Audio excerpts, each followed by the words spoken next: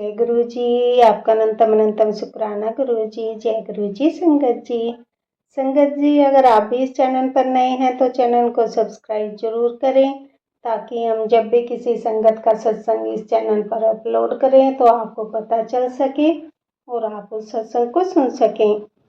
संगत जी, अगर आप भी अपना शुक्राना सत्संग शेयर करना चाहते हैं तो दिए गए व्हाट्सएप नंबर पर भेज सकते हैं। वीडियो, ऑडियो या लिखकर आपके लिखे हुए सत्संग को हम अपनी आवाज में रिकॉर्ड करके दूसरी संगत तक पहुंचाएंगे। संगत जी, आज मैं जीना आंटी जी का सत्संग आपके साथ शेयर करूंगी।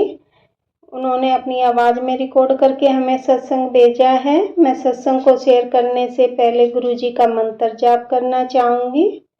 ओम नमः शिवाय, शिव जी सदा सहाय।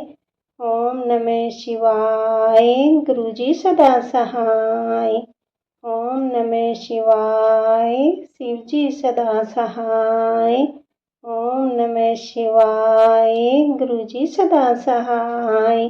जय गुरु जी। जय गुरु जी। संगत जी, मेरा आपसे निवेदन है कि आप सत्संग को पूरा सुने, आधा अधूरा सत्संग ना सुने, क्योंकि हमें आधा अधूरा सत्संग सुनने से गुरु जी की आधी अधूरी ही ब्लेसिंग मिलती है, और सत्संग में ही हमारे लिए गुरु जी ने ब्लेसिंग दी हुई होती है। हम उन्हें उसे ही आधा सुनेंगे तो हमें आधी ही ब्लेसिंग मिलती है। इसलिए संगत जी, आप सत्संग को पूरा सुने, आधा अधूरा सत्संग ना सुने।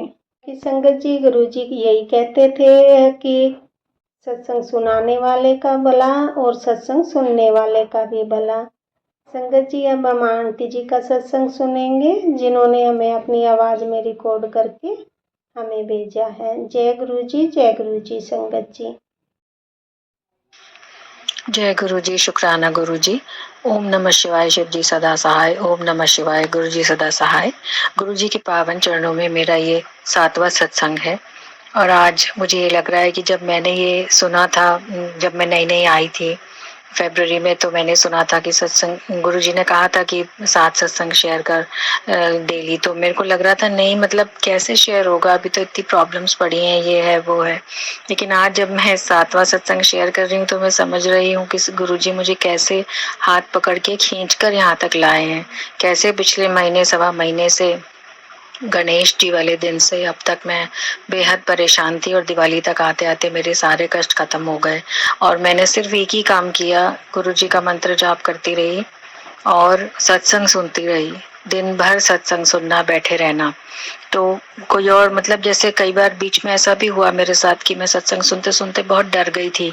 पितृदोष और काली क्रियाएं और ये सब सुनते सुनते मेरी ऐसी हालत हो गई थी कि मेरा सुनने का मन नहीं कर रहा था, गुस्सा भी आ रहा था और फोन फेंकने का मन कर रहा था। मतलब कान पे नहीं लगाया जा रहा था, कुछ सुन नहीं पा रही थी मैं। मुझे लग रहा था सत्संग से भी परेशानी हो रही है, तो अब मैं कहाँ जाऊंगी, मरी डर डर के ऐसी हालत हो गई थी। पर मैं ये इसलिए शेयर कर रही हूँ कि यदि कोई और संगत जी भी इस तकलीफ में है कि सत्संग से डर रहे हैं या परेशान हो रहे हैं, तो उसके मैं कहना चाहती हूँ कि वो जितना भी समय आपका ऐसा जा रहा है ना, उसको जाने दीजिए। बस गुरुजी पर भरोसा रखिए कि यदि गुरुजी सत्संग सुना रहे हैं वो हमारे लिए ही है, चाहे वो अच्छा सत्संग है। हमें चाहिए होते हैं सिर्फ पॉजिटिव सत्संग। ऐसा मैंने भी किया है, ये बचकाना हरकत, कि मैंने गुरुजी को बोला, गुरुजी अब मेरे से और नहीं सुना जाएगा, मैं इतनी तकलीफ नहीं सहन कर पाऊंगी, मेरे से अपनी नहीं संभल रही, मैं और क्या सुनूं, कितना सुनूं। लेकिन जितना सुना उससे मेरे को इतनी तकलीफ और पीड़ा हुई, और धीरे धीरे मुझे ये समझ में आया, जब मेरी छोटे एक्सीडेंट छोटे पे टली, बहुत माइनर सी चीजें हुई और मेरा तुरंत ठीक भी हो गया। मैं मंत्र जाप करती रही, सत्संग सुनती रही, मंत्र जाप करती रही, खुद से भी लड़ती रही, अपने विचारों से भी लड़ती रही। तो धीरे धीरे लेकिन अब ये समझ में आया कि ये तो गुरुजी थे जो सब करवा रहे थे, सब चीजों से मुझे बचा भी रहे थे, मुझे डांट भी रहे थे, संभाल भी रहे थे, और मुझे उन चीजों से निकाल के भी लेके आए। क्योंकि बीच में गुरुजी के मैसेजेस जब आते हैं, जब मैं परेशान हो जाती हूँ, तो वो यही बोलते हैं, पुत्र तू डावाडोल ना हुआ कर, मेरे पर भरोसा रख, और तू डर जाती है। मतलब सब चीजें उन्होंने समय पे ऐसे बताई है ना, कि जब मैं डर रही थी तो उन्होंने बोला कि तू डर मत, सत्संग सुन। और मैं ब्लैक मैजिक का कुछ बताता हूँ तो डर जाती है, और फिर मैंने कई संगत जी का भी सुना, उन्हीं को भी ये भी डर और डाउट्स थे। पर सत्संग सुनने में मतलब गुरुजी का कितना अनोखा तरीका है, मुझे ये शायद अब समझ में आया है कि सत्संग सुनते रहो, मंत्र जाप करते रहो, आपके कष्ट कटते रहेंगे। ऐसा कभी कहीं देखा है भला? और दूसरी चीज, जब हम पहले किसी फेथ में आते हैं और हम सोचते हैं कि नहीं अरे हमने इतना टाइम वेस्ट कर दिया, हम तो बुद्धिज्म कर रहे थे, हम तो कृष्ण जी की पूजा कर रहे थे, गुरुजी पहले क्यों नहीं मिले। पर ऐसा ऐसा हम ह्यूमन बींग्स को लगता है, लेकिन वो फेथ भी हमारे बेकार नहीं थे, उन्होंने ही हमें तैयार करके गुरुजी तक पहुंचाया है। क्योंकि जैसे मेरे मन में भी ये डाउट आ रहा था कि मैं साईं बाबा को और अपने जो पूजा पाठ उनको छोड़ दूं क्या, तो क्योंकि गुरुजी तो तुरंत ही चमत्कार सा कर देते हैं, तो मैं हक्की बक्की रह जाती हूँ। तो मुझे लगा नहीं, फिर गुरुजी का ही मैसेज आया कि साईं और मैं एक ही हैं, तो तुझे साईं का भी जाके शुक्राना करना है कि उसने तुझे मुझ तक पहुंचाया। तो मुझे इतना अच्छा लगा, मैं उस दिन फिर साईं बाबा के मंदिर गई और वहां जाके मैंने जो मैं चढ़ाती थी मैंने चढ़ाया। मतलब मेरे को अभी समझ में आया कि अपने जो पूजा पाठ हैं, अपने जो हम आज तक करते आए हैं, उन्हें भी करते रहिए।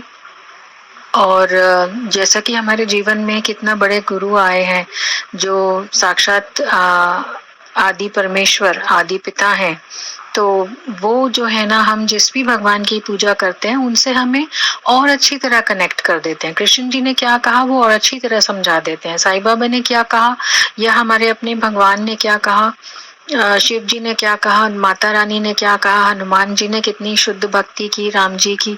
तो हर चीज से हमें बेटर और अच्छा हमारा विश्वास बन रहा है, और इससे ज्यादा हमें क्या चाहिए। क्योंकि कई बार हमें अपने भगवान में भी, जहाँ हम पूजा पाठ कर रहे होते हैं, उसमें भरोसा नहीं रहता, हम लड़ने बैठ जाते हैं कि भगवान ने क्या किया मेरे साथ, मैंने इतना पूजा पाठ किया या मैंने इतना मंत्र जाप करा। लेकिन हम उस वक्त बस वही एक क्रूशियल मोमेंट होता है जब हम ये भूल जाते हैं कि जितना हमने मंत्र जाप पाठ आज तक किया है, उससे हमारे बेसिक लेवल के या जितने भी लेवल के कर्मास क्लीन तो हुए, जो हम यहाँ गुरुजी तक पहुंचे। तो वो सीढ़ी थी जो ऊपर तक हमें पहुंचाया। और अभी तो गुरुजी के साथ रह के, उनके चरणों में रह के भी बहुत कुछ सीखना है, जो अभी हम शायद मरते दम तक सीखते ही रहेंगे। क्योंकि वो तो मतलब जीता जागता प्रैक्टिकल गुरु हैं, जैसा वो कहते हैं कि मैं प्रैक्टिकल गुरु हूँ, तुम अपनी जिंदगी में गृहस्थी संभालते हुए भी भक्ति कर सकते हो। ऐसा नहीं है कि हमें कोई संत महात्मा बनना पड़ेगा। तो हम लेकिन प्रैक्टिकल जीवन में रहते हुए हमसे पाप भी होते हैं, पुण्य भी होते हैं, अच्छे विचार भी आते हैं, बुरे भी आते हैं। लेकिन वो कैसे समय पे पग पग पे वो बुरी चीजों को हटा देते हैं और हमें फिर से भगवान की भक्ति में लीन करा देते हैं कि अरे अरे मैं तो ये गलत। तो मुझे भी अपनी चीजों का यही एहसास हुआ कि कुछ चीजों में मुझे लग रहा था अरे ये तो मुझे पता है, अरे ये तो मुझे पता है। पर हमारे जो परमेश्वर हैं उनको सबसे ज्यादा पता है, जैसा कि उन्होंने हमेशा कहा है, जो मुझे एक समझ में मतलब मेरे दिमाग में बैठ गई है। वो कहते हैं कि जहाँ मैं बैठा हूँ ना, वहां से तुम सब कीड़े मकोड़ों की तरह दिखते हो और सबके सब अपनी अपनी अपनी अपनी चीजें मांगते हैं, लेकिन रब से जब भी मांगो, रब से रब को ही मांगो। तो रब जब अपनी बातें समझाएगा तो हमारे जैसे मूर्खों को, अज्ञानियों को कहाँ समझ में आएगी। क्योंकि हम मनुष्य जीवन में हैं और हमारा मतलब मैं तो अपना मानूंगी कि कितना ही मैं दिमाग लगा लूं, गुरुजी को दिमाग से समझना नहीं है, दिल से समझना है। दिल से सच्चे परमात्मा की याद करते हैं, फरियाद करते हैं, जो अरदास करते हैं तो वो पूरी होती है। दिल से अपने पापों की क्षमा मांगते हैं। जन्म से, पिछले जन्म का तो किसी को याद नहीं रहता, वो तो गुरुजी ही कर सकते हैं। लेकिन इस जन्म में भी जो पाप और भूल गलतियां हमसे हुई, वो तो गुरुजी के आगे हम स्वीकार कर ही सकते हैं ना। तो वो उतना भी, यदि हम इतना भी कर पाए तो मेरे को लगता है बहुत बड़ी बात है। अब मैं अपना जो मेरी समझ थी मैंने शेयर किया। यदि मुझसे कहीं कोई गलती हो गई हो तो मुझे क्षमा करिएगा संगत जी। और अभी मेरी जैसे दिवाली वगैरह अच्छी मनी, सब कुछ अच्छे से हो गया। उसके बाद अगले दिन मेरी मतलब अभी कल मम्मी का फोन आया कि मम्मी की तबीयत खराब हो रही है। फिर मेरी मेड की तबीयत खराब हो गई, तो मैंने कहा यार ये क्या हो रहा है सब लोग, मैं अब इनको कैसे बताऊं, क्या करूं। मैं बड़ा परेशान थी। मैंने मेड को फोन दोबारा लगाया तो उसने उठाया नहीं, वो सो गई थी। उसके गले में कुछ ज्यादा तकलीफ हो रही थी, कान तक पेन वगैरह चढ़ रहा था, बोल भी नहीं पा रही थी। तो मैंने सोचा चलो ये मैं इसको बता देती हूँ, पर उसने फोन नहीं उठाया। तो मैं गुरुजी से प्रार्थना कर रही थी, गुरुजी यदि ये सही है तो मैं कर पाऊं। मैं ऐसे किसी व्यक्ति को नहीं बताना चाहती जो अनादर करे या उस चीज को, फेथ को ना समझे। क्योंकि मैंने कई सत्संग में सुना था कि गुरुजी का फोटो ऐसे ही बांट रहे हैं लोग और ऐसे कर रहे हैं, स्वरूप की निरादर हो रहे हैं, फिर वो कहीं गलियों में पड़े हैं स्वरूप, तो ये नहीं होना चाहिए।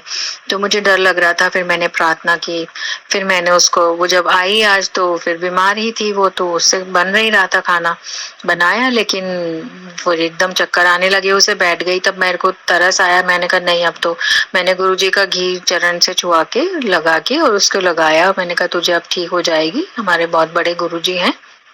जैसा कि उसकी भाषा में मैं उसको एकदम से तो नहीं बता सकती सारा, उसको समझ में भी नहीं आएगा, तो मैंने उसको लगाया, वो तुरंत ठीक होके आटा वाटा मल के काम करने लग गई।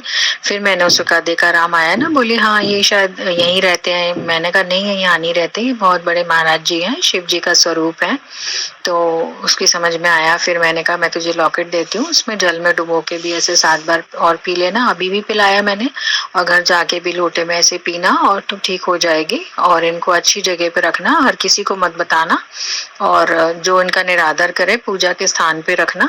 तो मैंने ये चीजें, मैंने कहा नहीं तो फिर ये है ना, मतलब अच्छी बात नहीं होती है, हमारे को पाप लगेगा। मैंने कहा मुझे भी पाप लगेगा। मैंने बहुत अच्छे से इंस्ट्रक्शंस देकर उसको बता के किया। और इधर मेरी मम्मी की तबीयत खराब, आज सुबह जब फोन आया तो मेरे को लगा उनको कैसे बताऊं, वो इस एज में है, और दूसरा वो अपने धर्म में अपनी पूजा पाठ में कट्टर हैं। सारी दुनिया उनको इधर उधर हो जाए लेकिन वो किसी और भगवान या किसी और की पूजा करेंगे ही नहीं, मुझे मालूम था। क्योंकि हमारे फैमिली में सब मेरी जो छोटी वाली सिस्टर, उसका हस्बैंड, उसके ससुराल वाले सब उनको समझा के कई बार थक गए, लेकिन वो अपनी कट्टरता पे मतलब किसी की नहीं सुनती, ना पापा की, ना हमारी, ना किसी की। उनको उसी पे विश्वास है जो पूजा पाठ वो करती हैं। वो कहती हैं कोई मुझे कहो नहीं, बस उनको गुस्सा आ जाता है। तो मैं सोच रही थी, इतने दिन से सोच रही थी कैसे बताऊं। पहले भी एक बार मैंने, जब तबीयत पापा को चोट लगी थी, तो मैंने उनको, उनके ही गुरु महाराज जी जिनको वो मानती हैं, जैनी संत हमारे, तो उनको ही फोटो को मैंने कहा कि आप छुआओ। मैंने गुरुजी से बोला गुरुजी मैंने मम्मी को ये कहा है, झूठ बोला है, लेकिन वो आपका मानेंगे नहीं। तो वो उसको पी करके ठीक भी हो गई, सब कुछ ठीक भी हो गया। लेकिन अभी आज जब आया तो मुझे लगा अरे मम्मी को चक्कर आ रहा है, अभी सेज में कैसे संभालूं। मैं यहाँ दूसरी सिटी में, वो दूसरी सिटी में, अब वो सुनेंगी है नहीं ये बात, तो वो सुनने को कतई तैयार नहीं होती। तो मैंने उनको सुन ली। फिर मैंने उनको बोला हाँ मेरे भी सिर दर्द हो रहा है, मैं प्रे करूंगी। और फिर मैंने लेटे लेटे गुरुजी को बोला गुरुजी मेड को और इनको, जिनको जिनको मैंने बोल दिया उनको आप संभालिएगा, क्योंकि मैं नहीं संभाल पाऊंगी। और मेड को तो मैंने आज आई तो बोल दिया, लेकिन मम्मी के लिए मैं प्रे कर रही थी। फिर मैं डरते डरते शाम को मैंने फोन किया, तो मैंने कहा गुरुजी मेरे माँ बाप हैं, मेरे लिए सब किया है, ठीक है वो कुछ बातों में नहीं सुनती या नहीं कुछ बातों में हमारी बन पाती फेथ के मामले में, या कुछ चीजों में कुछ चीजें गलत भी हुई हैं, कुछ उनसे हो गया, कुछ मुझसे हो गया, तो वो सब छोड़ के, लेकिन मेरे माँ बाप है, मुझे पाला है, किसी भी तरह करके गुरुजी उन्हें ठीक रखिए, उन्हें स्वास्थ्य अच्छा बख्शिए, क्योंकि वो मानेंगी नहीं मुझे पता है। तो मैंने शाम को उनको फोन करा, बोली मैं तो बिल्कुल ठीक हो गई हूँ। तो मेरे को इतनी खुशी हुई, मैंने कहा जय गुरुजी, शुक्राना गुरुजी, मतलब आपने संभाल लिया, मेरी बात सुन ली गुरुजी, इससे बड़ी क्या बात है। मतलब मैं यही कह रही थी गुरुजी मैं उनका बच्चा हूँ और मैं कुछ मांग रही हूँ उनके लिए, तो बस मेरी लाज रख लीजिएगा कि वो ठीक हो जाएं, वो स्वस्थ रहें। सभी मेरे जितने परिवार के बड़े हैं तो मैं अब करने लग गई हूँ कि वो सब है ना, इस उम्र में स्वास्थ्य खराब होना बहुत ही बुरी बात होती है। इंसान अपने आप को, हम इस एज में ही संभाल नहीं पाते हैं, तो सोचिए 70-75 एज वाले, तो जिनको मेरे को गुस्सा आता था ना, मैं बल्कि अब उन सब के लिए प्रे करने लग गई हूँ गुरुजी से कि मेरे माता पिता को, मेरे सास ससुर मामा मामी जितने भी बड़े मेरे साथ रहे हैं, मेरे जीवन में आए हैं, तो उन सबका अच्छा स्वास्थ्य रखना गुरुजी। मेरे को नहीं सुनना कि वो बीमार हो गए या उनके लग गई है, मुझे बहुत बुरा लगता है, क्योंकि मैं 70-75 एज में वो कैसे करते होंगे मैनेज, मुझे तो यही सोच के थोड़ा सा मतलब डरती हूँ मैं। तो मैं गुरुजी को ही बोलती हूँ गुरुजी प्लीज ये आप संभाल लीजिए, और गुरुजी मतलब तुरंत उसको सुन लेते हैं। पहले जब गुरुजी भी नहीं थे तो मैं शिव जी की पूजा में, जब पूज्य गुरुदेव प्रदीप मिश्रा जी के सुन के समझ लीजिए मैंने सीखा, तब मेरे को शिव जी की पूजा समझ में आई। फिर मेरे को अब गुरुजी फरवरी में मिले, तो मैं पिछले 3-4 साल से शिव जी की पूजा तो कर रही थी, लेकिन मुझे गुरुजी के बारे में बिल्कुल भी पता नहीं था।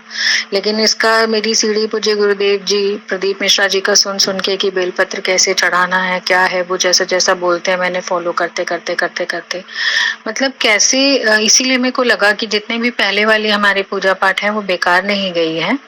वो सब काम आई हैं। उन सब पूजा पाठों ने आज हमें इतना प्रिपेयर किया कि हम गुरुजी तक पहुंच तो पाए, नहीं तो पता नहीं शायद नास्तिक ही रहते, शायद ऐसे ही रहते, शायद और चीजों में पड़े रहते, तो कभी भी ईश्वर की शरण में आ ही नहीं पाते। ईश्वर की शरण में आए, फिर सीखे पूजा पाठ, फिर उसकी वजह से हमें गुरुजी मिले। तो इन सब का शुक्राना, इन सब का ग्रेटिट्यूड मैं आज करती हूँ कि सभी देवी देवताओं जिनकी मैंने पूजा की और फाइनली मुझे गुरुजी मिले। और मैंने बीच में अभी जो रिंकू वीर जी आते हैं मुंबई वाले, उनको अब मैंने सुनना शुरू करा कि किस तरह से वो कितना सोने के प्यारे शब्द बोलते हैं, कि किस तरह से गुरु ग्रंथ साहिब जी के बारे में और गुरुद्वारे के बारे में और गुरु नानक देव जी, गुरु अर्जन देव जी के बारे में जैसे वो बताते हैं क्या क्या उन्होंने कहा, रील्स में आता रहता है। तो वो बहुत ही प्यारे शब्द होते हैं, एक एक शब्द सोने से भरा हुआ होता है। और मुझे अब लगता है कि ये चीजें तो मुझे अगर गुरुजी नहीं आते तो पता ही नहीं चलता। तो इसका अलग अलग शुक्राना गुरुजी, मतलब एक से एक हम कहते हैं ना भगवान तूने हमारे लिए क्या किया। तो मुझे अब ऐसा लगता है कि भगवान ने इतने सारे अपने दूत तो भेजे हमारे लिए। पंडित प्रदीप मिश्रा जी हैं, अपने गुरु जी हैं, साईं बाबा हैं, जीसस हैं, और जितने भी हमारे आदरणीय देवी देवता हैं, 33 करोड़ देवी देवता, और ऐसे सच्चे संत, अभी राधा जी के भक्त जो हैं प्रेमानंद जी महाराज, उनका सुनती थी मैं। तो इतने सारे महान संत हर धर्म में पड़े हैं, इतने हैं जिन्हें हम शायद जानते भी नहीं हैं, और वो सब हमारा मार्गदर्शन करने के लिए हैं। और ये ईश्वर ने, सदाशिव ने, गुरु जी के ने ही भेजे हैं। गुरु जी तो स्वयं ही परमपिता परमेश्वर हैं, जिन्होंने सृष्टि बनाई है, चांद सूरज सितारे, और फिर ईश्वर ने वो सब बनाकर सोचा कि मैं अब ऐसे लोगों को भी भेजता हूँ जो वो भटके हुए प्राणियों को रास्ता दिखाए। तो जब ईश्वर ने इतना कुछ करा है हमारे लिए, और फिर भी हम, मतलब मुझे लगा कि मैंने भी किया है ये चीज कि भाई भगवान क्या किया मेरे साथ, लेकिन अपने माड़े कर्म को देखने की बजाय हम वो भूल जाते हैं और माड़े कर्मों की क्षमा ही मांग लें। जब भी किसी मंदिर मस्जिद गुरुद्वारे में जाएं तो अपने माड़े कर्मों की क्षमा ही मांग लें। तो मुझे लगता है शायद उतना ही बहुत है कि ईश्वर हमें क्षमा कर दो हमारे पिछले जन्म और इस जन्म के माड़े कर्मों के लिए, और आगे के लिए हमें ऐसा तैयार करो कि हम आपके चरणों में रहने लायक बने रहें। तो मैं अपने लिए भी यही बोलती हूँ और इन सभी बातों का शुक्राना करती हूँ गुरु जी से। कितना ही शुक्राना करूँ कम है। और एक छोटा सा मेरा शुक्राना और है, मेरा किचन का सिंक अटक गया था कुछ दिनों पहले, मैं भूल गई थी वो शेयर करना। तो वो किसी भी तरह से खुल नहीं रहा था, पानी पूरा भर रहा था सिंक में। तो मुझे बहुत गुस्सा आ रहा था, जिन दिनों मेरा चोट वगैरह से मैं बची थी तो काफी चीजों में उलझ गई थी एक साथ कि ओफो अब ये हो गया, अब ये हो गया, अब ये हो गया, कुछ ना कुछ नई मुसीबत आती रहती है मेरी लाइफ में। तो मैंने सोचा अरे क्या बोलते हैं वो, ठीक है गुरु जी का नाम ही यूज करती हूँ। फिर मैंने वो मेरी बेटी ने याद दिलाया, मम्मी वो नाली में डालते हैं ना, वो डालने का आता है। मैंने कहा हाँ वो मंगा लेते हैं अपन।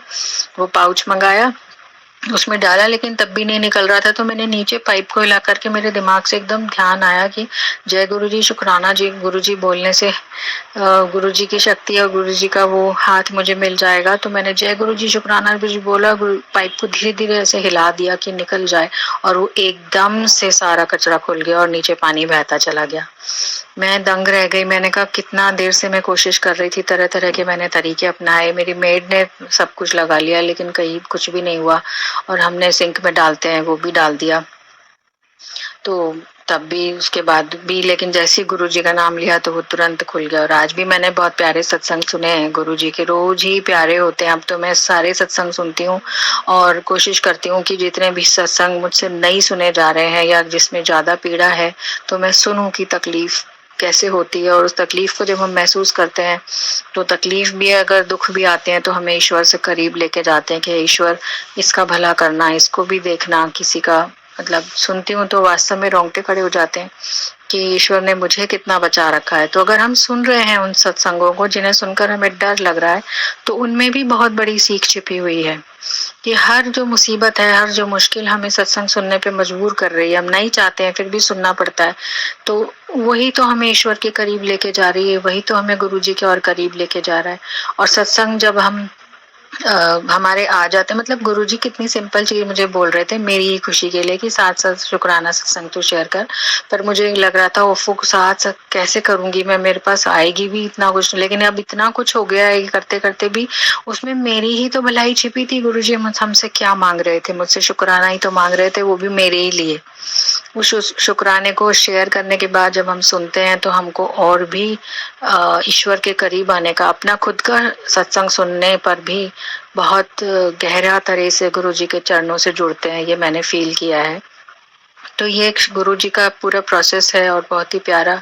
सिर्फ और सिर्फ उनको शुक्राना चाहिए और वो भी हमें ही मिल जाता है, उसकी भी प्रसाद फायदे हमें ही मिल जाते हैं। और मेरे पास अब और शब्द नहीं है कि मैं इस लायक तो कैसे करूं, इतने बड़े परमपिता की वडियाइयां करने लायक शब्द मेरे जैसे तुझ मनुष्य के पास तो नहीं है। पर मैं फिर भी कोशिश करके इसको माला में पिरोकर डालने की कोशिश कर रही हूँ कि मैं परमपिता के आगे खड़ी होने लायक तो रहूं। और बस इसी तरह हम सब शुक्राना करते रहें, सत्संग शेयर करते रहें, सुनते रहें, डरे नहीं, गुरु जी पर विश्वास रखें। मैं भी बहुत डरी हूँ, मैं भी घबराई हूँ, मेरे साथ भी वो फेज आया है, लेकिन वो सारा कार्मिक फेज था।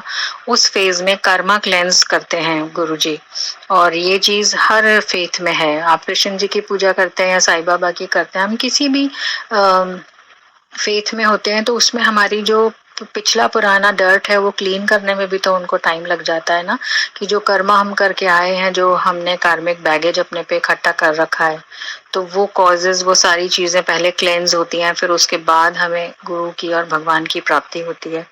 और ऐसा गुरु हमें मिल गया जो गुरु भी हैं, भगवान भी हैं, सब कुछ ही वही है।